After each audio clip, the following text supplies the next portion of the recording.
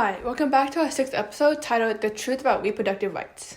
We're the Koi. I'm Nitya. I'm Alyssa. And I'm Anvita, and today we're going to talk about some prejudices against women, and specifically about reproductive health and issues that women face regarding it.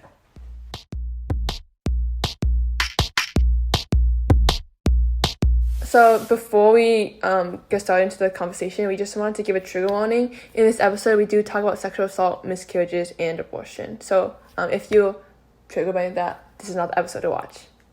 See you next episode, though. So to start off with today's convo, healthcare workers have a duty to treat all patients equally and give them proper diagnosis and treatment, regardless of any other biases or factors. But some healthcare workers do in fact have implicit biases. Stereotypes about gender affect how doctors treat illnesses and approach their patients. For example, a 2018 study found that doctors often view men with chronic pain as brave or stoic, but view women with chronic pain as emotional or hysterical. The study also found that doctors were more likely to treat women's pain as a product of mental health condition rather than a physical condition. I think a lot of doctors also they view pain as kind of on a scale. Mm-hmm. So it's not treated the same kind of because it's different for everyone. Mm-hmm. Yeah, they do I know that when I do cases with my dad or something, Mm-hmm. he always, for his when you go in, you always ask oh, can you rate your pain on a scale of 1 to 10, right? And for everyone, of course, their pain someone's 4 can be someone else's a different 4. yeah. So but it's still the same exactly. Yeah, exactly.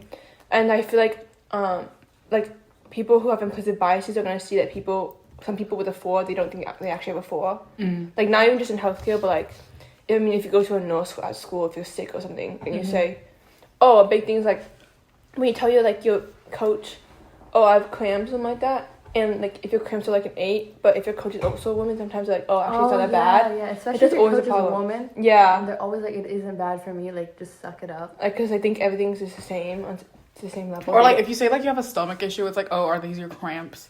I get annoyed by that. Mm-hmm. Or also, how cramps are different for everyone on their period. Yeah. That's some people are oh, periods aren't that bad, and they don't know the different levels.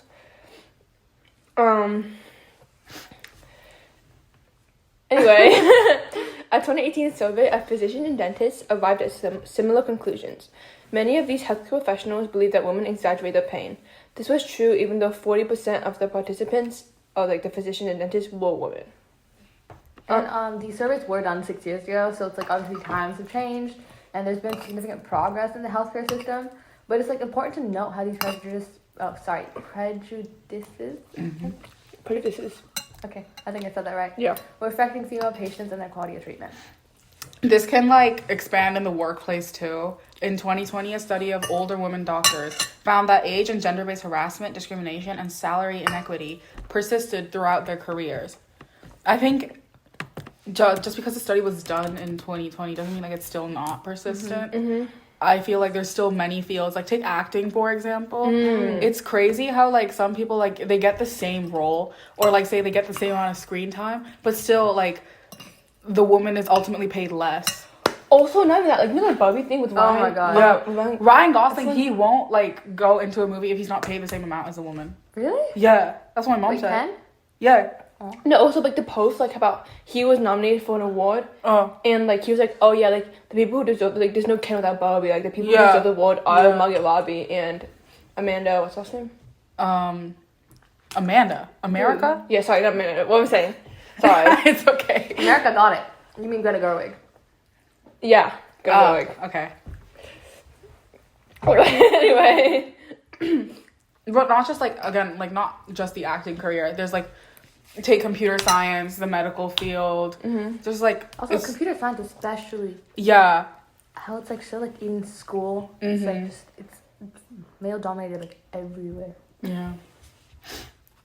Dang it. I can say it. Because of this stereotype, most patients think that female doctors compared to male doctors, you can't really believe the female doctors as much as the male doctors. I think less trusting, right? Sorry. No, it's okay. But yeah, less trustworthy. You want to expand on that? Oh no, I was gonna add a story because basically, Go for it. My sister in medical school, was going to the medical field, and my sister's short, she's 5 foot. So my mom's really always worried about her the patients are not gonna see her as small, influential, or trustworthy because not only is she a woman, but she's she has shorter stature. Yeah. So compared if she's walking in with a taller male resident, she's not gonna have as much like Authority. I've never thought of it like that. Yeah. Does that actually like happen?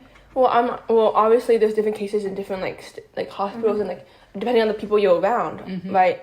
But like it's something to think about when if you always compare to like, if you're a short woman or like woman of color and compare like she's a short woman of color, right?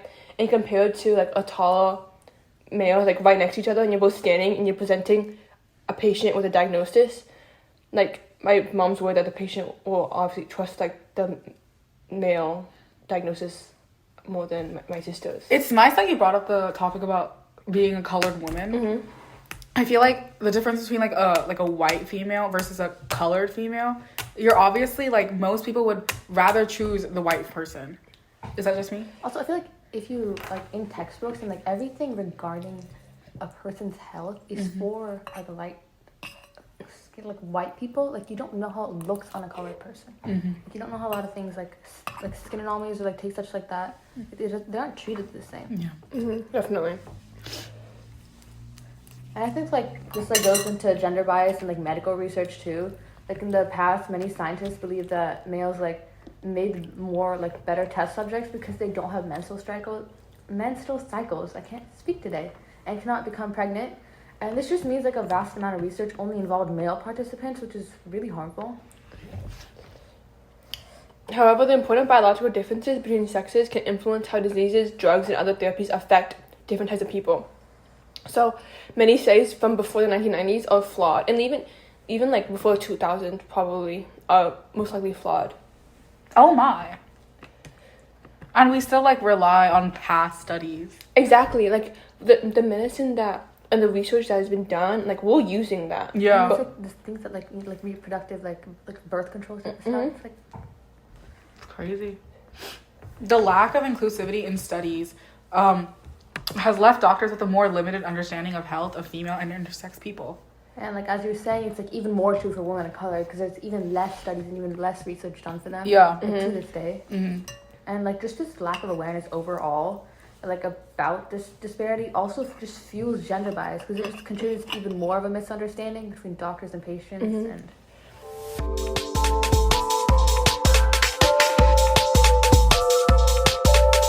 6% of teenagers have used an IUD, making it the least prevalent methods for that age group. And based on like TikTok, almost 97% of people have used the IUD hashtag, reported experiencing painful IUDs with no anesthetics. There are a handful of effective pain management options for the IUD insertion, but doctors rarely discuss or like use them, says Dr. Eve Espy, the chair of obstetrics and the gynecology department at the University of New Mexico. that's why we're acting on in. Oh, sorry. Okay. A survey published this year found that only 4% of trained physicians in the United States offered an injection of a local anesthetic, which has been found to be effective for pain relief for the IUDs. Other doctors offer over-the-counter medications such as ibuprofen. And honestly, 4% is like crazy to me because if you think about it, right, these 4% of trained physicians will most likely be working at like private hospitals. And so you basically have to go pay like more money to get pain relief for something that you use to prevent pregnancy, which is like yeah. And like Dr. Andrew Goldstein, who's a gynecologist and pelvic pain specialist, said it like also comes down to minimizing women's pain, and that he does believe that gaslighting is a common thing. And I think that's like really true. Like I feel like women's pains and like health are like very diminished. Yeah, because I feel like a lot of people, not even doctors, but a lot of people think that women over-exaggerate, or like, especially with, like, we talked about cramps earlier, like, over-exaggerate their pain, and so they don't take it as seriously. So if a woman would say, oh, they're having a pain when someone's inserting an IUD in them, doctors would be like, oh, yeah, it'll be over in a few seconds, blah, blah, blah. It's like, I think, like, women's pain is, like, very, like, generalized. Yeah. And it's, like, it's not really, like, they think it's normal that they should be experiencing this pain, but it's not, like, it's not really paid attention to. The thing is, they think it's unavoidable. Like, they think they have to experience this pain to get an IUD. And the thing is, I've seen like a lot of videos about it where it's like the doctor tells them that it's not going to be painful. Either that or like they think this pain, like, I need to go through this pain to get an IUD. Like, they don't know that there are other methods to get an IUD without pain. Okay. There's some pain relief methods, such as the paracervical block, and this is where lidocaine is injected at 2 different spots near the cervix to basically just numb that area. But in more recent research, in the studies published in 2017 and 2019, 19 suggests how it's a more effective during and after the procedure, and more physicians are now beginning to use this process more routinely, and it's now covered by insurance apparently. Mm-hmm. But again, not every clinic offers the method of using the paracervical block, and apparently it doubles the time of the insertion procedure. Mm-hmm. So it's just like this study was done like 7 years ago. Mm-hmm. And like 2013 was when they did the survey of like 4% of trained physicians, and within the 7 years they didn't really like, not any hospitals reached out, or like very few hospitals reached out like, oh, we should set this method to offer to women who want to get an IUD, right? And I think it's like because it doubles the time, or like it's a little bit like more it's a little bit less it's a little bit more inefficient. People like, all hospitals are not saying that method. They just think a woman can go through that pain. So to go into another aspect of like reproductive health, like abortion is a widely talked about thing in U.S., especially because like a few years ago, Roe v. Wade got overturned in 2022 after like it being an act for 50 years. Mm-hmm. And Roe v. Wade was basically a decision that the Supreme Court had, in which the court ruled that the Constitution of the United States like protected the right to have an abortion. And under the Trump administration, it did get overturned. And after that, 14 states in the U.S. have enacted near total abortion bans, while Georgia and South Carolina have banned abortions past like about 6 weeks after pregnancy. 6 weeks of pregnancy, and like other states just have like enacted laws or like held ballots to protect abortion rights. Well, adding on to that, anti-abortionists work with lawmakers to pass laws and like create barriers for people who want to go through the process of abortion, and like they're closing off these rights for them. There's bans at different points in pregnancy, waiting periods, ultrasound requirements, and I just think like if you're not going through that, why do you have a say in this? Well, I think it's the people who are deciding, like, it's not, I don't get how like a group of senators, right, or like group of like governors, people like you vote for decide what an individual does with their body. Everyone has different circumstances. Everyone goes through different things. Yeah, the thing is, I don't think they realize that people all have different scenarios. Like, people go through different things when they're in their pregnancy. Like, women's pregnancy is not like a same thing every time. And more importantly, like, well, not more importantly, but another thing to note is that the people who are making these decisions don't really have like a history of medical care or medical field. They're not doctors. They're not trained, or like they're not specialists. They don't know like the full stages of pregnancy. They don't know what happens, and they don't know how to treat it, right? And my thing is, if you like these 14 states that have banned total abortion, what do you do in ectopic pregnancies? What do you do when like you're having a miscarriage? Does that get charged? Like, it's so like, and the fact that like a lot of these states like have things, it's like a physician or a doctor like gives an abortion to a patient, they will like get up to like, they will get fined heavily, can go to jail for like a lot of years. And that's so bizarre to me. Like, you're going to charge a doctor for trying to like help their patient out. Like, some states have different restrictions regarding like regarding abortion charges. So like the doctor thing, like some states would be more like lenient and some states are really strict. Like, I know that Texas and Ohio, I think, have really strict laws regarding abortion. And like there's so many cases of women who like have miscarriages or got sexually assaulted and want to get an abortion, and so they try to go to a different state, and that's still considered illegal for them, which is insane. Like, there was this case like recent that occurred not that long after Roe v. Wade was overturned. There was a child, she got sexually assaulted. I think she was like in her teens. Oh, she got forced to have the kid, didn't she? Yeah, I think so. But there was this teen who got sexually assaulted and was pregnant, and she wanted to fly to another state to have an abortion because in her state Roe v. Wade was overturned, right? And so they banned abortion, and it was illegal for her to get that miscarriage, which is crazy because if you're a teen, right? She was a 10-year-old girl. Oh my God. A 10-year-old girl? Yeah. You're a 10-year-old girl. She, in 6.5 weeks pregnant, could not get an abortion in Ohio. due to the state's fetal heartbeat law. Does a 10-year-old have that enough to like care for this baby? 10-year-olds aren't even trusted. What other option does she have? 10-year-olds are not trusted. If a 10-year-old can't adopt a baby, a 10-year-old cannot have a baby. Like, Well said. because you cannot expect a child to be able to care for a child. There are scenarios where like obviously you can put up that child for adoption, right?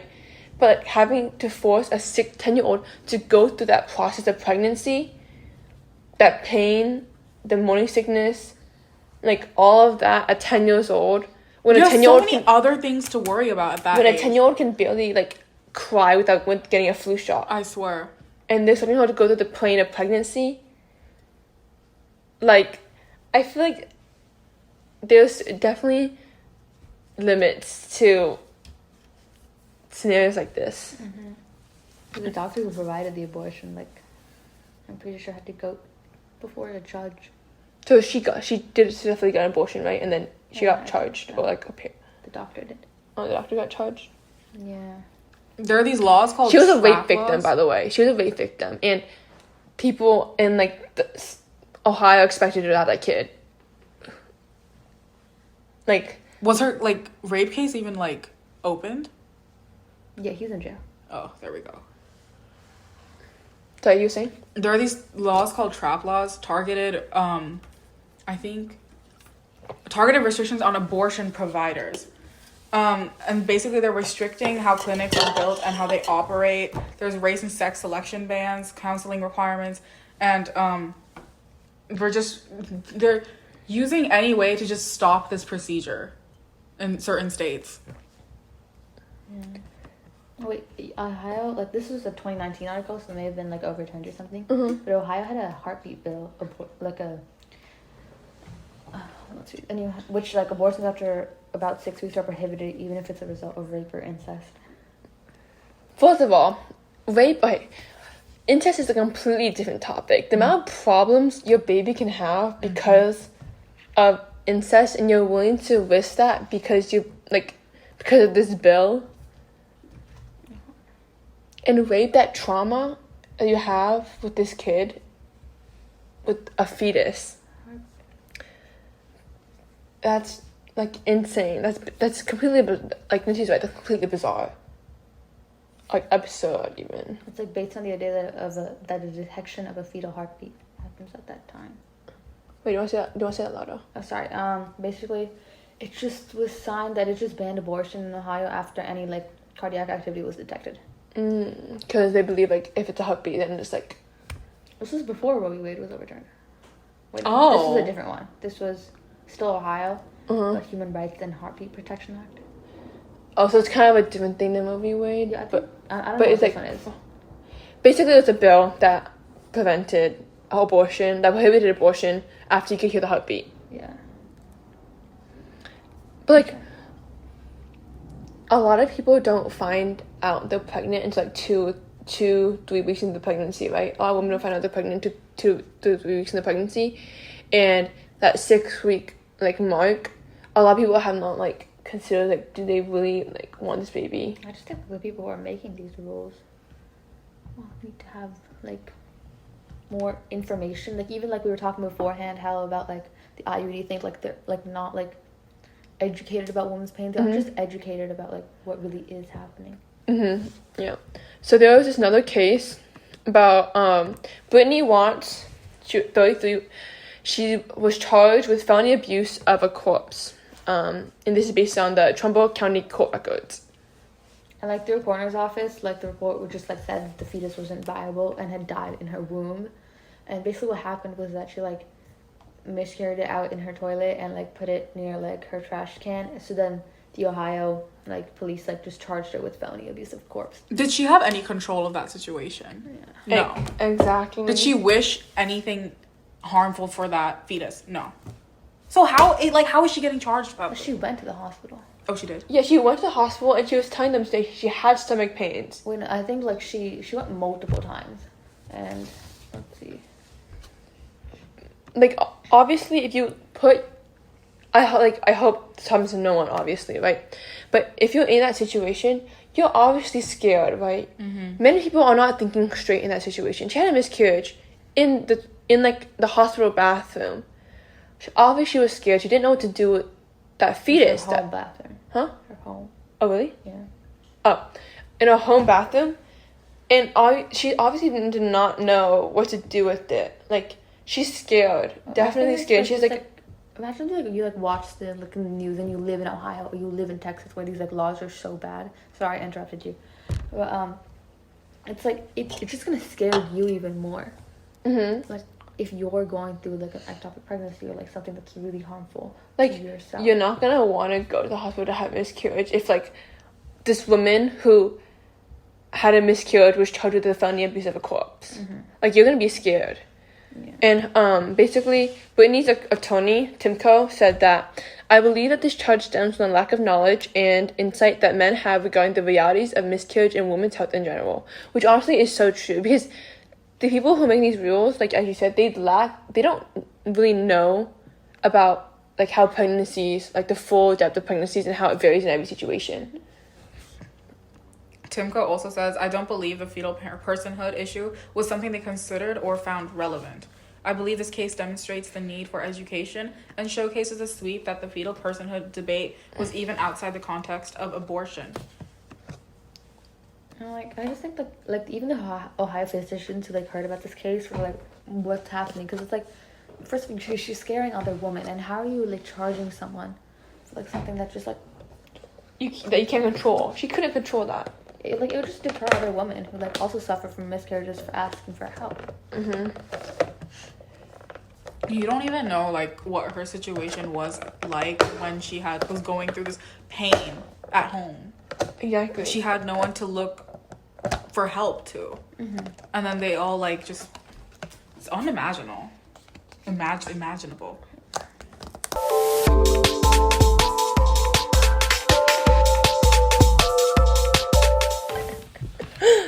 So we're gonna move on to another topic, that is body shaming. Body shaming is also something that a lot of women face, and it's just basically when someone subjects another person to humiliation because of their body and bodily features.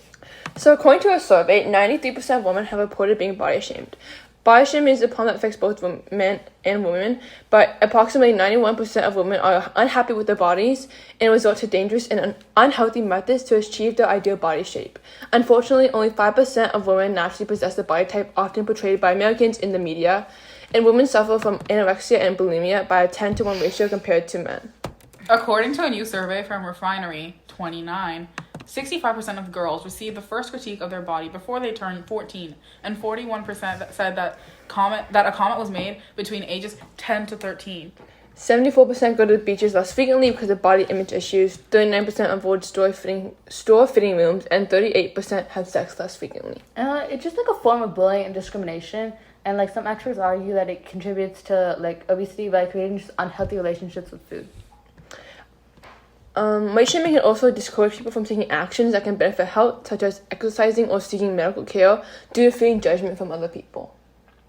I think the comment about the store fitting rooms and the beach is something that I kind of relate to. I wouldn't buy a bikini, and I just really don't go to the beach in a swimsuit. I prefer to wear shorts and a t-shirt, just because of the stereotype that having a slightly bigger body isn't that normal. And then the store fitting rooms too, it's you walk in with 4 pieces of clothing, and then you walk out with the 4 pieces of clothing, you return them, and then you're oh, I'm sorry, it doesn't fit. And so that's something it's just hard. Yeah. Moving on. I think No, I think there's been a lot of progress, but with the whole model, I wrote for Epic, I had to write, which is Limerick newspaper, I had to write this story about the modeling industry, and the amount of stories I found of female models taking these type of pills that make you full, so you don't have to eat, because they're on such because they want to maintain that such a slim honestly slim body type. I think that I forgot the name of the pill, but they would take these over-the-counter medications and not eat. And like that's like the fact that people have to resort to that, like they feel like they need to resort to that because they feel like they don't fit into the standards that unrealistic media portrays, especially like old media too. It's just like absurd. That connects to the unhealthy relationship with food. It's just like some people like just stop eating food, or like the bullying that they do get, they like start eating more. For me, I'm like the latter option, because it's like if I have no intention of losing weight, then like why am I like, then I just start eating more and more. But then it's like oh my god. Anyways, moving on. I think that like eating disorders, they just have a significant effect on like mental health, and like it can affect your physical health like pretty like significantly also, and they can be fatal. So yeah, I did mention like there's a lot of like weight stigma raises the risk of like a lot of mental health and physical health problems. But there was this 2020 study that linked weight stigma and low self-esteem. So stereotypes such as that larger people are lazy or incompetent contribute to this, causing people to internalize those ideas about themselves. And that low self-esteem can also lead to like anxiety and depression. So a 2023 study involving 2,707 college students showed that those who experienced or anticipated experiencing weight stigma or body shaming were more likely to report moderate or severe symptoms of anxiety, depression, or both. So there's also a 2020 study done that like showed in adolescents identifying as overweight that there was a link to like increased risk of suicide and suicidal thoughts. And like the people in the study just like assessed data from the 1999 to 2017 and found that there's a huge spike in suicide rates after 2009, and they linked it to body shaming. It's not just overweight people too. Yeah, I think it's also like people with like who have you seen like those?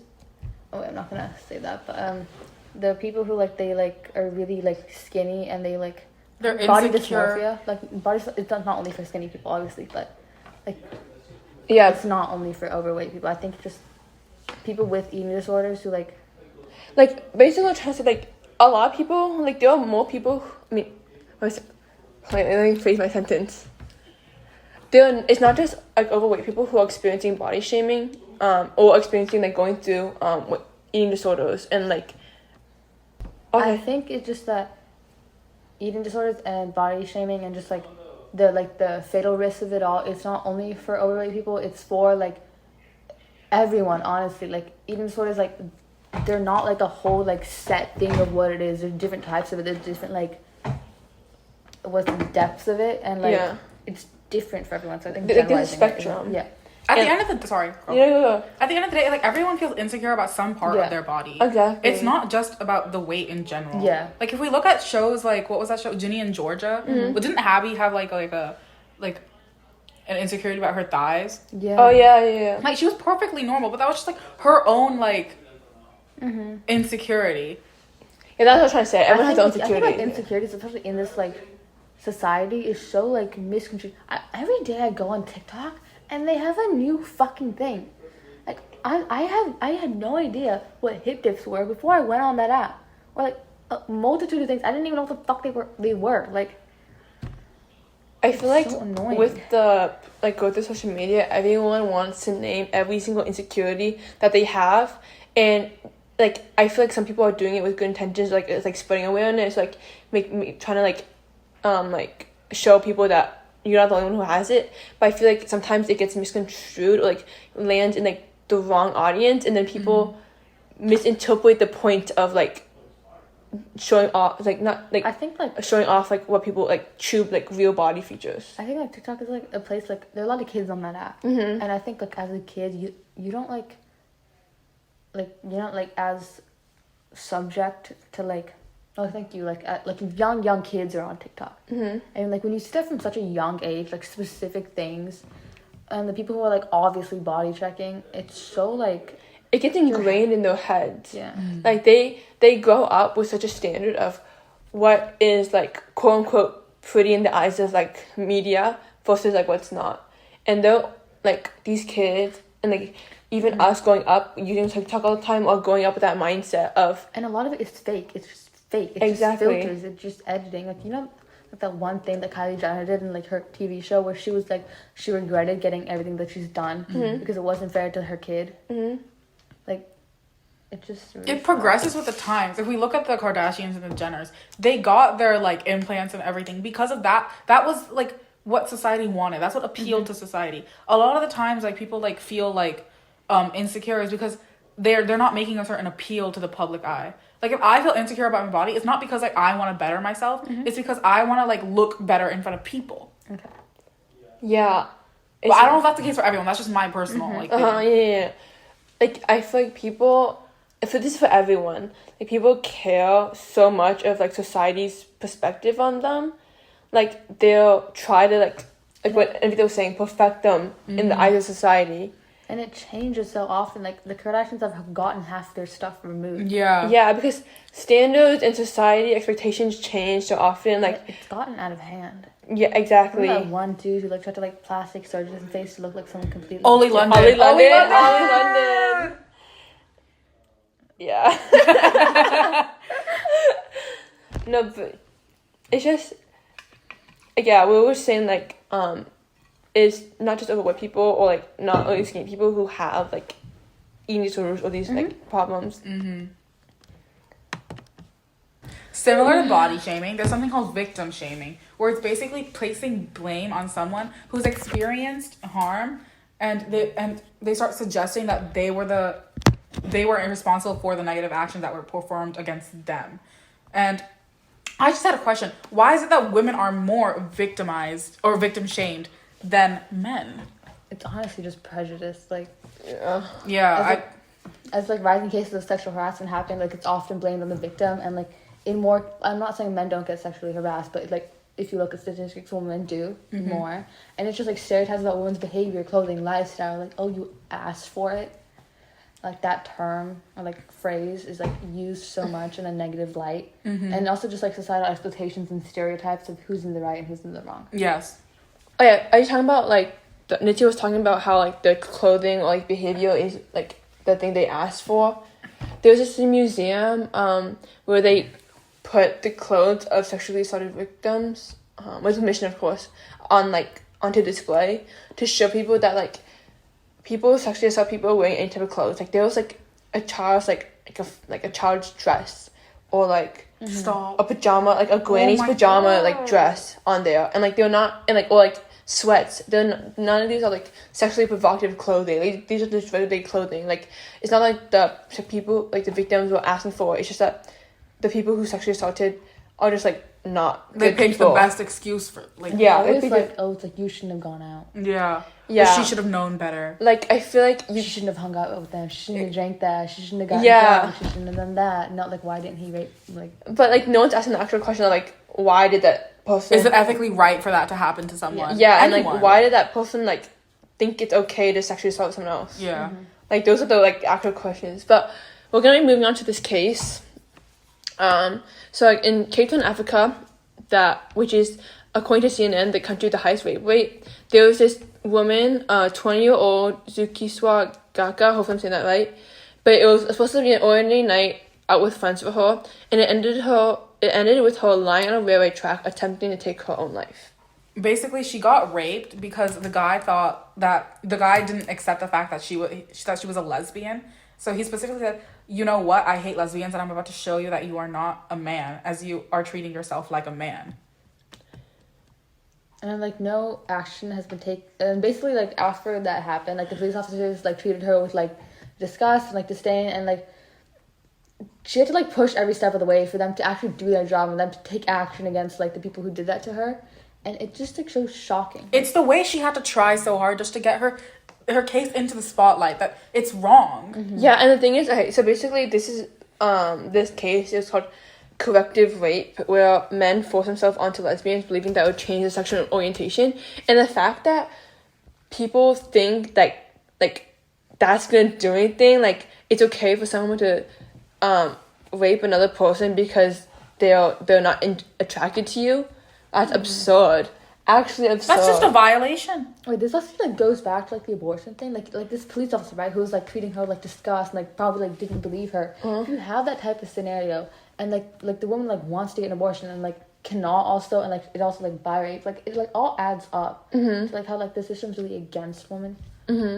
Or women and women's rights. Yeah. In general. Like, no, yeah.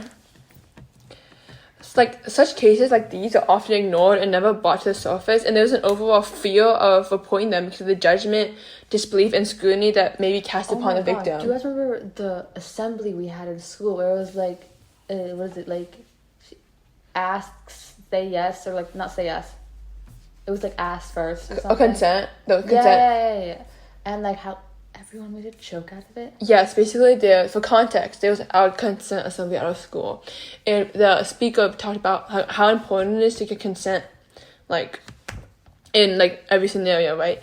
And after the people at our school, well, in our grade, because our grade was the only one who went to that assembly at that time, everyone was, like, making a joke of, like, they were, like, touching their friends, or, like, is it okay, like, say yes, blah, blah, blah, blah, like, say yes to me touching you. Like, how's that appropriate in any scenario? Yeah. And just like they take it as a joke, but it really isn't a joke. The concept of consent is a huge deal. Yeah. Like even if it's like a person who's really close to me, like there has to be like there's a boundary. And the fact that people think like if someone asks for consent, they like praise them like Oh they're my like God. the best person on the earth for asking They're for put some on this basic pedestal. that's way Yeah. much of a way to put it. They're put on a pedestal for doing something that's like basic society like manners. Yeah. Okay. Also, I watched a lot of videos like on TikTok, not reliable source, but just like people's experiences, and like a lot of people are like, you know, when you're like in a room with a man, or like, it's like that feeling, like, you know, like it's just like When you sit on the bus it's like with a man next like to you. if they wanted to, I would be dead. Yeah. And it's like it doesn't like really relate. To, Why like, is there this, that sense of sorry? No. But why is there that sense of insecurity? but I was watching, you know, the podcast. I don't remember the name with like Maru and Nick and everyone. It's about suburban talks. Talks. Suburban Okay, talks. yeah, so Nick in it was like talking about like how I don't think any of the girls were there. Maybe one of them was, and he was like talking about this and how it was like he was really sad that they felt this way, like even around like if you're like in a group of your male friends, like you have that thought in the back of your head, like, you know, like I don't want to say it, but, like, you know what I mean, right?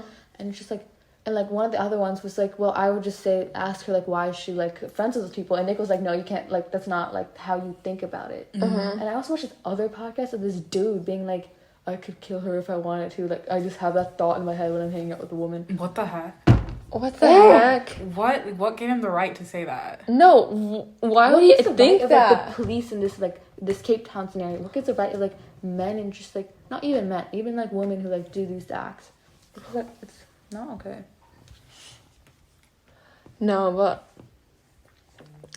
it's really like the fact that it's normal for women and some men, of course, to feel like scared when they're a group of someone of the opposite gender. Even in school, it's taken so unseriously. Yeah. I feel like people don't understand how harmful, like how like just like scary it is. Yeah. Like I have a good example of this. Yeah. Imagine you're like in a group project and you have to sit next to a man. For the man, it would be uncomfortable because it's like, oh, everyone's gonna think that she likes me or something like that. But for the woman, it could be that, but it's also the insecurity. Oh yeah. Like, I don't want him touching me, you know? Oh my God, yeah. It's also like, oh my God, that story that went viral on TikTok of this girl. Like, did you guys see the girl who a man came to her and was like, can I have your number or something? And she was like, no, and he got really mad, except the girl's friend was like, she said no. I might be like butchering the story, so sorry about that. But the friend was like, no, like she said no, and like he like punched her and like beating her on the ground, like full on, bro. And then like, okay, like it's like, again, this is not just men, but why do the people not know how to take no for an It goes back answer? to Vita's point. Like, it's two different worries for men and women. Yeah. For a man, it's like oh, she like likes me. Like it's really frustrating, I think, because it's like a common occurrence. Also, dude, something at our school that happened, which is honestly like so. I mean, not eye opening because I knew like it happened, but it's like hit me back with that realization. So I'm not gonna name drop or anything, but there was, oh yeah, okay, basically, this person was talking to someone else, and these two guys were like, oh yeah, sexual assault isn't real, like it's not a real thing. That's These guys in our grade. A lot during our, like, in our grade, I've heard that term so much. Mm-hmm. I've heard, like, put a paper bag over her head. I've heard Oh my goodness, let me tell bullshit. you something happened. After Hoko, these group of Hoko's senior, homecoming. homecoming, a group of senior friends asked this girl, oh, can you stand here? We're trying to like imitate what sexual assault would look like. And she said no, because she wasn't comfortable, right? And so they just did it on another guy in the fun group. So they acted out a sexual assault. And like all the guys were recording it and laughing. And, Is it even safe at our school? It's so not. I think No, because there's multiple guys who are forcing stuff onto girls at our school. It's crazy. But the fact that they acted it out, it's like they acted it out, like they asked a girl first, like thinking that she would say yes, even though it's uncomfortable. Because in our school, like every like month, we have like things about like Title IX, like talk to someone, we'll believe you. I swear, so many people in our school have reported people. Nothing has happened. Like at least that I've heard of, like in our grade too. I think, yeah, again with the victim shaming thing, it's like people don't want to believe the victims. I think a reason for that, like obviously this is just a generalization, but I think a reason for that is they don't want to put in the work to actually like hold someone responsible. The easier way is to blame the victim. So they're not gonna, if they blame the victim, they don't need to go out and do the work and find the person responsible and like take responsibility for their actions. Make them take responsibility for the action. It's just like an easy way out. Like quick and done. Like oh, like you're over exaggerating. Like was it sexually assault? Like really, or do you just not like it? Like there's definitely And like relating to this topic, there was a study done to understand the attribution of blame in cases of like sexual assault, and the study examined a variety of factors that like may influence attributions towards these victims. And so Oh yeah, and so a total of 156 participants completed a questionnaire which included attitudes towards sexual assault victims to depict one of the three scenarios, like a stranger rape, a date rape, and seduction rape. And participants rated the extent to which they blamed the rape victim as well as the degree to which they identified with the victim and the perpetrator. The results indicated that male participants blamed the victim to a greater extent than the female participants did. And they were constantly attributing most blame to the victim in the seduction rape scenario, then the date rape scenario, and finally the stranger rape scenario. And there's perceptions of similarity to the rape victim and perpetrator that were correlated negatively with attributions of blame. And these findings have important implications for the juror selection, jury decision-making, and attempts to improve the conviction rate in rape cases. But I think the last part you said is like really important. If these people already have these implicit like biases, like if you like the jury, like it really will make a huge impact. Yeah, like it can change someone's life. Yeah, but they don't understand. They're not gonna let go of the bias until like it happens to them. And of course, I hope this doesn't happen to anybody, right? Like they don't understand. Like the only people who really understand is people who have gone through it, unfortunately, right?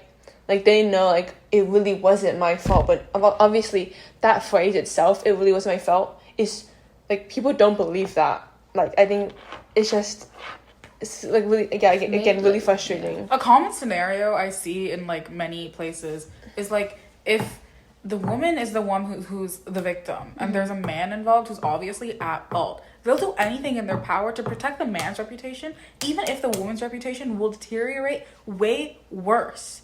You know? Like, if you like take like public figures in like just America, you can have a man with like multiple like cases against them, and a woman like the woman will just get like annihilated, like as you said. Like take the Johnny Depp and Amber Heard case. Johnny Depp and Amber Heard case. Everyone jumped on Johnny's side, right? Like I'm not like a whole like expert on the case. I don't know everything, but I know they both did like do things, right? But everyone annihilated that girl. Yeah. Like it's like people jump on like trains. Hate trains so quickly. Targeted mostly against women. I feel like a lot of people don't do the research. Sorry. No, go ahead. I feel like a lot of people don't do the research when they when they're jumping on hate trains, like, it's just, like, popularity thing. Like, doing that case, again, not an expert, but, like, doing that case, I know, Johnny Depp's, lawyer was really good. And, like, she kind of, I wouldn't say a fool, but, like, she kind of, like, made it seem like Amber Heard was lying all the time. Mm-hmm. And so people will just constantly back up Johnny Depp. And, like, and then people stopped watching the case and just sided with Johnny Depp. Like, it goes, like, back to the point where it's, like, you wouldn't believe it if your friend was accused of something. Like, everyone liked Johnny Depp. Like, he was in Pirates of the Caribbean, like, known, like, funny, like, man, right? It's like how, like, you see people on, like, if people who, like, are, like, sharing their experiences where it's, like, my best friend believed a man, like, over me kind of thing. Where it's, like, just because, like, they're, like, known as a better person. Just because, like, it's so frustrating, like, to never be believed. I think that goes back to just being, like, a woman. Because take Rachel Ziegler and Jacob Elordi. Okay, no beef between those two, nothing. But you know how Jacob Elordi said, like, in one of his interviews, I just needed a job. And this man, like everyone was like, oh yeah, that's so real. That's so real. Rachel Ziegler did that, and she got so canceled. much hate. She got canceled. Like, It goes back to the, like, expectations from both genders and gender roles in general. Like this, like the preconceived stereotypes that people have that are, like, with as much progress we've had in society today, why is there not have been that much progress against this? Like, why is there so many preconceived notions about women? It's just, like, I would say kind of unfair. Yeah. So we talked a lot about prejudices against women. Oh, and, like, disclaimer, like, as Nancy said earlier, like, we know that, like, men are also victims of sexual assault, and we're not, like, downplaying that at all. We're just, like, talking about, like, the woman's perspective of it. Yeah. So we hope you guys enjoyed this episode. We hope you learned something in this episode. And make sure to follow us on our socials on Instagram, TikTok, and YouTube at PsycherPsych. And yes, see you next time. Bye.